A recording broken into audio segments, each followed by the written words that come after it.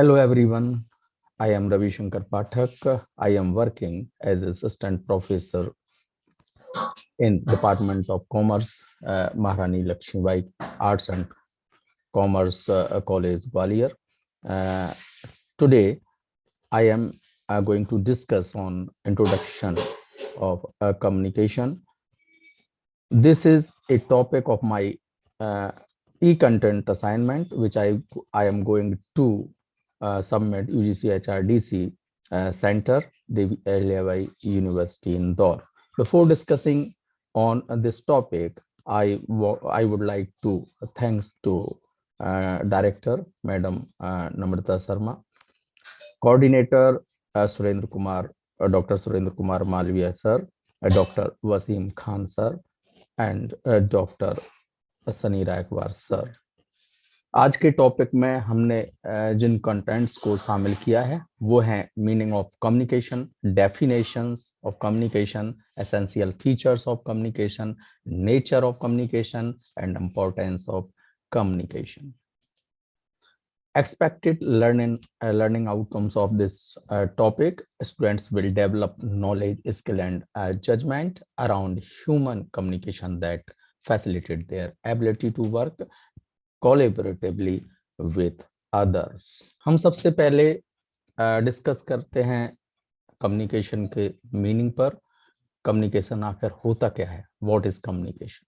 तो communication is an art of exchanging ideas, facts, information, etc. from one person to another. The process of passing an information from one person to another with the help of some medium is termed as communication. देखिए, communication एक exchange है, आदान प्रदान है ideas का, facts का, information का, feelings का, एक पर्सन से दूसरे पर्सन को। ये एक प्रोसेस है जिसमें एक व्यक्ति अपने आइडियाज, फैक्ट्स और इंफॉर्मेशन को दूसरे तक पहुंचाता है, किसी चैनल मीडियम के माध्यम से पहुंचाना पड़ता है। इसकी यदि हम कुछ डेफिनेशंस पे चर्चा करें तो लुइस ए एलन ने कहा है, communication is the sum total of all things that a person does when he wants to create an understanding in the mind of the another. It involves a systematic and continuous process of telling, listening and understanding. देखिए, communication एक person जब किसी दूसरे व्यक्ति को message communicate करता है तो वो उसे अपने मैसेज के बारे में समझाना चाहता है। ये एक क्रमबद्ध सिस्टेमैटिक प्रोसेस है जिसमें एक पर्सन के द्वारा कहा जाता है, उसके दूसरे पर्सन के द्वारा सुना जाता है और उसे समझा जाता है। देखिए, ये टू वे कम्युनिकेशन प्रोसेस होती है। यदि दूसरी एंड पर जो रिसीवर है वो यदि रिस्पॉन्ड नहीं करता है, वो फीडबैक नहीं देता है, तो ये वन वे कम्युनिकेशन माना जाएगा जो मीनिंगफुल कतई नहीं होगा। इसी तरह थियो हाइमन कहते हैं, communication is the process of passing information and understanding from one person to another. It is the process of imparting ideas and making oneself understood by other. देखिए, थियो हाइमन भी इसी बात को दोहरा रहे हैं कि ये कम्युनिकेशन एक प्रोसेस है जिसमें आइडियाज को एक व्यक्ति दूसरे व्यक्ति तक पहुंचाता है और दूसरा व्यक्ति उसे समझता है, उन्हीं अर्थों में समझता है जिस अर्थ में उसको भेजा गया है। ये एक मीनिंगफुल कम्युनिकेशन के लिए बहुत जरूरी बात है कि जो हम मैसेज किसी को भेज रहे हैं वो उन्हीं अर्थों में रिसीवर उसे समझ रहा है अथवा नहीं। इसी के लिए तो फीडबैक देना आवश्यक होता है, जरूरी होता है। कम्युनिकेशन के कुछ एसेंशियल फीचर्स हैं, इन पर हम एक बार डिस्कस कर लेते हैं। पहला फीचर है कम्युनिकेशन इन अनअवॉइडेबल. देखिए, कम्युनिकेशन को नकारा नहीं जा सकता, कम्युनिकेशन के बिना रहा नहीं जा सकता। कम्युनिकेशन आज के युग में हर क्षेत्र में है। जन्म से लेकर मरण तक एक व्यक्ति हर स्थिति में, हर कंडीशन में उसे कम्युनिकेशन करना पड़ता है। कम्युनिकेशन जरूरी नहीं है कि शब्दों से हो, कम्युनिकेशन हाव भाव से यानी जेस्चर्स एंड पोस्चर्स से, भाव भंगिमा से, बॉडी मूवमेंट से, आई कांटेक्ट से, फेशियल एक्सप्रेशन से, विजुअली, ऑडियो, ये बहुत तरह के कम्युनिकेशन है। तो हम इसे नकार नहीं सकते कि कम्युनिकेशन के बिना हम रह सकते हैं। कम्युनिकेशन सतत है, यूनिवर्सल है, हर जगह है, और कम्युनिकेशन बहुत जरूरी भी है। अगला इसका फीचर्स देखते हैं तो कंटिन्यूअस प्रोसेस। देखिए किसी बिजनेस में या किसी भी जगह जीवन के हर क्षेत्र में कंटिन्यूअस प्रोसेस है कम्युनिकेशन। यदि बिजनेस में अगर देखें या किसी इंस्टीट्यूशन में अगर देखें तो यदि कम्युनिकेशन प्रोसेस को बीच में रोक दिया जाता है तो वो इंस्टीट्यूशन या ऑर्गेनाइजेशन कोलैप्स कर जाएगा, क्योंकि ये एक ब्लड की तरह होता है जो ह्यूमन बॉडी में सर्कुलेट होता है। यदि ह्यूमन बॉडी में ब्लड को रोक दिया जाए तो ह्यूमन बॉडी डेड हो जाती है। इसी तरह किसी ऑर्गेनाइजेशन या इंस्टीट्यूशन में कम्युनिकेशन प्रोसेस एक कंटिन्यूअस प्रोसेस होती है। उसके बिना जो कामकाज है वो अवरुद्ध होता है, रुक जाता है। अगला जो फीचर है वो है two way traffic. Communication two way process है। जैसा हमने डिस्कस किया कि कम्युनिकेशन में जो सेंडर है वो रिसीवर को मैसेज भेजता है और रिसीवर उसे डिकोड करके फिर वापस फीडबैक भेजता है, जिससे ये पता चलता है सेंडर को कि जो मैसेज मैंने भेजा है वो रिसीवर ने उन्हीं अर्थों में समझा है अथवा नहीं। अगला इसका फीचर है यूनिवर्सल। कम्युनिकेशन एक यूनिवर्सल है, हर जगह है। चाहे समाज में देख लीजिए, चाहे आप किसी बिजनेस में देख लीजिए, या जो द्विपक्षीय संबंध किसी देश के होते हैं वो कम्युनिकेशन पर ही आधारित होते हैं, सतत कम्युनिकेशन चलता रहता है। तो हर क्षेत्र में कम्युनिकेशन विद्यमान है, हर क्षेत्र में कम्युनिकेशन का एग्जिस्टेंस है। Communication is too much more than word. देखिए कम्युनिकेशन ओरल, रिटन, ये तो होता ही है, साथ में इनसे ज्यादा कम्युनिकेशन नॉन वर्बल कम्युनिकेशन, जो भाव भंगिमा, facial expression, gestures, postures, body movements, eye contact, इन सब से होता है। तो कम्युनिकेशन वर्बल भी हो सकता है और नॉन वर्बल भी होता है। Communication is the social process. देखिए कम्युनिकेशन एक सोशल प्रोसेस है। समाज में जितने भी काम होते हैं, समाज में जो भी आपस में संबंध कायम होते हैं, आपस में चर्चाएं होती हैं, ये सब कम्युनिकेशन का आधार बनती हैं। समाज में कम्युनिकेशन सतत चलता रहता है और चलना भी चाहिए, जिससे समाज प्रगति की ओर बढ़ता है। चलिए अब हम चर्चा करते हैं कम्युनिकेशन की प्रकृति, नेचर ऑफ कम्युनिकेशन। देखिए इसकी प्रकृति में कुछ हमने पॉइंट शामिल किए हैं। वह communication is A science and art both. देखिए कम्युनिकेशन एक साइंस है और आर्ट भी है, ये दोनों का मिश्रण है, दोनों का मिक्सचर है। कम्युनिकेशन साइंस इसलिए है क्योंकि इसके कुछ सर्टेन प्रिंसिपल्स होते हैं, जैसे 7C के प्रिंसिपल्स जो होते हैं कि कम्युनिकेशन हमें कैसे करना है। एक सिस्टेमेटिक स्टडी होती है कम्युनिकेशन में। तो कम्युनिकेशन एक साइंस है लेकिन आर्ट भी है, क्योंकि हमें पता है कि कम्युनिकेशन के कुछ सिद्धांत हैं, लेकिन उन सिद्धांतों को अलग अलग जगह, अलग अलग स्थितियों में हम कैसे अप्लाई करें। जैसे मैं एक एग्जांपल देता हूं कि मान लीजिए आप किसी हिंदी भाषी क्षेत्र में हैं जहाँ पे हिंदी लोग समझते हैं, और आप यदि वहाँ पे इंग्लिश में कम्युनिकेशन करते हैं तो वो कम्युनिकेशन मीनिंगफुल कतई नहीं होगा।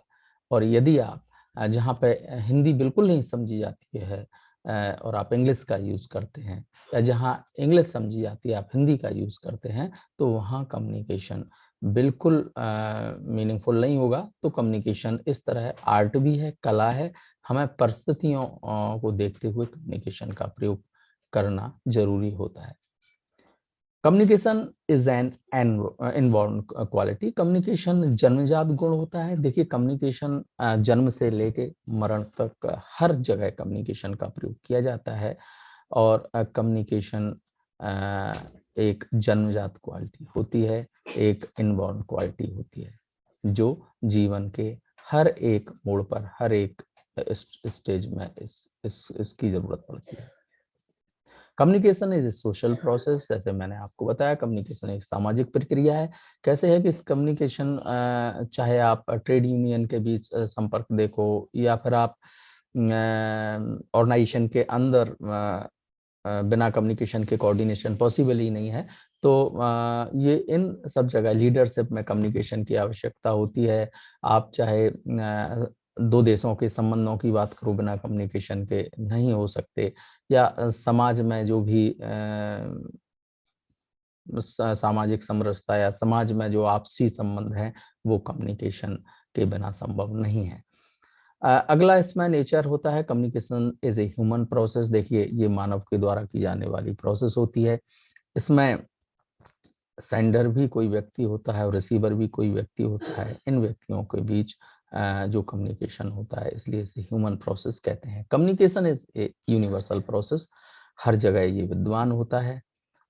हर क्षेत्र में कम्युनिकेशन मिलता है, हर देश में कम्युनिकेशन मिलता है, हर संस्था, हर इंस्टीट्यूशन, ऑर्गेनाइजेशन, बिजनेस, हर जगह कम्युनिकेशन का एग्जिस्टेंस है।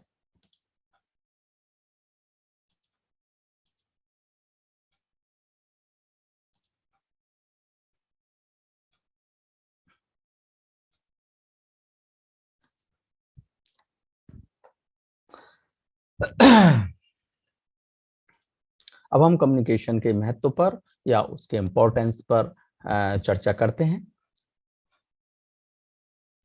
देखिए कम्युनिकेशन का इम्पोर्टेंस में कुछ हमने पॉइंट्स लिए हैं, जिसमें effective operation of business activities. Business activities जितनी भी होती हैं एक किसी बिजनेस ऑर्गेनाइजेशन में, उनमें कम्युनिकेशन की जरूरत पड़ती है। मैंने आपको पहले ही बताया किसी बिजनेस में कम्युनिकेशन एक लाइव ब्लड की तरह काम करता है, उसको बीच में रोका नहीं जा सकता है। तो जितनी भी एक्टिविटीज होती हैं, चाहे वो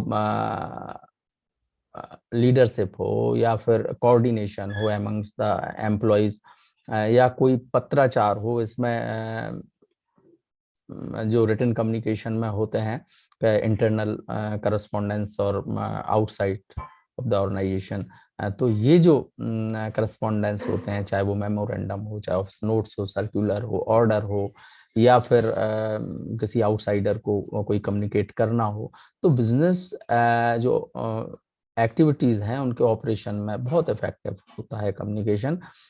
helps in coordination among the organization. मैंने आपको बताया कि जब भी आप ऑर्गेनाइजेशन में एम्प्लॉयज या डिपार्टमेंट्स के बीच कोऑर्डिनेशन एक सूत्र में बांधना चाहते हो, कोऑर्डिनेट करना चाहते हो, तो बिना इफेक्टिव कम्युनिकेशन के कोऑर्डिनेट नहीं किया जा सकता। Base of direction and control. जितने भी मैनेजियल फंक्शन है उनमें कम्युनिकेशन नितांत आवश्यक है, बहुत जरूरी है, जिसमें base of direction and control. यदि हम अपने एम्प्लॉयज को, अपने यदि कोई सुपीरियर, तो कम्युनिकेशन डायरेक्शन के लिए भी जरूरी है और कंट्रोल के लिए भी जरूरी है किसी भी बिजनेस ऑर्गेनाइजेशन में। Helps in motivation and moral raising. ये भी एक मैनेजियल फंक्शन है। मोटिवेशन किसी भी ऑर्गेनाइजेशन में या समाज में या कॉलेजेस में, मोटिवेशन एक बहुत बड़ा फैक्टर है। और एक अच्छा कम्युनिकेटर ही अच्छा मोटिवेटर होता है, ऐसा माना जाता है। तो यदि कम्युनिकेशन आप प्रॉपर करते हो तो निश्चित तौर पे आपके जो सबोर्डिनेट को कोई डायरेक्शन देना चाहता है, इंस्ट्रक्शन देना चाहता है, तो without communication it's not possible. जो नीचे काम करते हैं वो मोटिवेट होंगे और उनका मोरल रेज होगा, उनका मनोबल ऊंचा होगा, और निश्चित तौर पे ये बेनिफिशियल होगा किसी भी ऑर्गेनाइजेशन के लिए। अगला होता है better contact with the outside world. देखिए अगर आप अपने ऑर्गेनाइजेशन से किसी दूसरे संस्था को या फिर कोई देश किसी भी दूसरे देश से यदि पत्राचार करता रहता है सतत, या फिर उसको बातचीत करता रहता है, तो निश्चित तौर पे प्रगाढ़ संबंध होते हैं, बहुत अच्छे संबंध होते हैं दूसरे देशों से। Help in collective leadership. देखिए मैंने कहा कि मैनेजमेंट में लीडरशिप के लिए, सामूहिक नेतृत्व के लिए कम्युनिकेशन की बहुत आवश्यकता होती है। एक समूह को, एक ग्रुप को यदि आपको लीड करना है तो without communication it's not possible. अगला इम्प्लीमेंटेशन ऑफ चेंजेस। जब भी कोई हम चेंज करते हैं, change is the law of nature, लेकिन जब हम किसी भी ऑर्गेनाइजेशन में हम चेंज करते हैं उनकी वर्किंग मेथड्स में, या और किसी तरह का चेंज हम इम्पोज करते हैं एम्प्लॉयज के ऊपर, तो वो रजिस्टर करते हैं उसे। लेकिन यदि आपका कम्युनिकेशन उनके साथ सतत रहता है, निरंतर रहता है, तो निश्चित वो चेंजेस को वो स्वीकार करेंगे, एक्सेप्ट करेंगे, और आपका ऑर्गेनाइजेशन आगे की ओर बढ़ेगा। Thank you very much. कर तो ले।